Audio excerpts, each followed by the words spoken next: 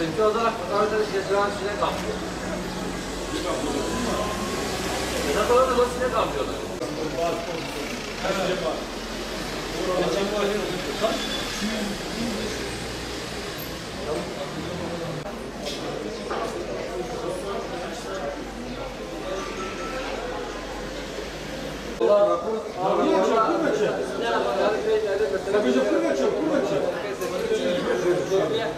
Yani Afgan şehrinde nasıl değil?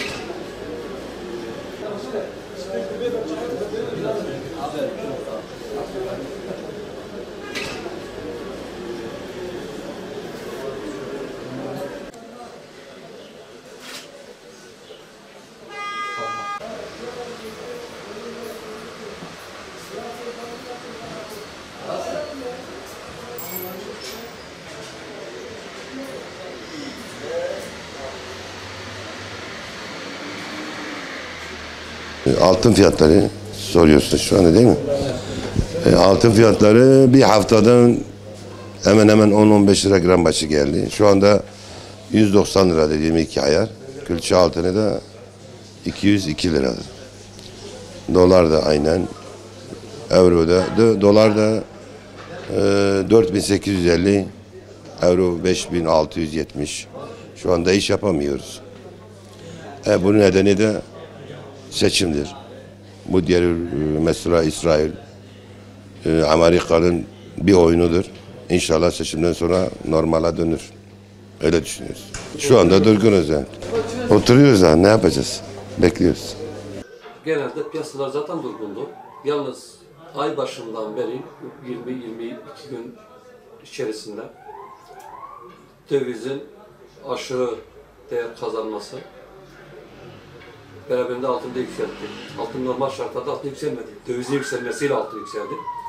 Piyasayı tamamıyla durma noktasına getirdi. Diyebilirim ki bütün esnaflarımız çok büyük bir zararla karşı karşıyadılar. Belki 2 yıl, belki 3 yıl bu zararı telafi edemezler. Yani piyasa tamamıyla durdu. İnsanlar kağıt üzerinde hesap yapıyor. Adam dolar, dövizi kağıt üzerinde alsat yapıyor artık. Rabbim hayırlısı kılsın. Ne diyeceğimizi bilmiyoruz. Yani şimdi birçok şey diyebiliriz ama neticede bu vebali olanlar düşünsün. Yani bu halk ne şekilde kendi toparlayabilir? Bu halka ben sizin vekilinizim, ben sizin işte yöneticinizim, size daha iyi, müreffeh bir gelecek sunacağım diyenler düşünsün yani. Bu halk bunu hak etmiyor ki. Yani küresel oyunlar diyorlar, ne derece bilmiyorum yani. Şimdi biz eğer doğruysa hepimiz birlikte hareket edeceğiz. Yani neticede bir gemideyiz ve beraber gidiyoruz. Yalnız gerçekten esnaf çok zor durumda. Esnaf iflas etmeye şeyine geldi. Son 20 gün içerisinde inancın olsun ben şu anda hesaplıyorum 200 bin üzerinde içerideyim. Sadece 20 gün içerisinde. Yani bütün esnaflar öyle. Herkes azdan az çoktan çok etkilenmeler oldu.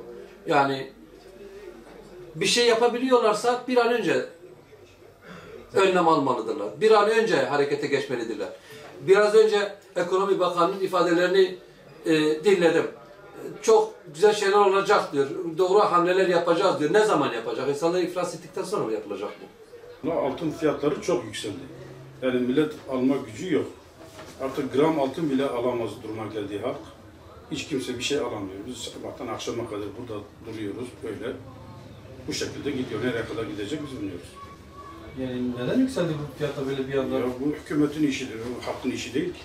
Türkiye'nin işidir yani şimdi burada ileri gelenler, başbakan, reis cumhurbaşkanı bunlar doğru dürüst ülkeyi yönetseler bu hale gelmez yani. Bence yönetemiyorlar. Bari yönetemiyorlarsa bıraksınlar.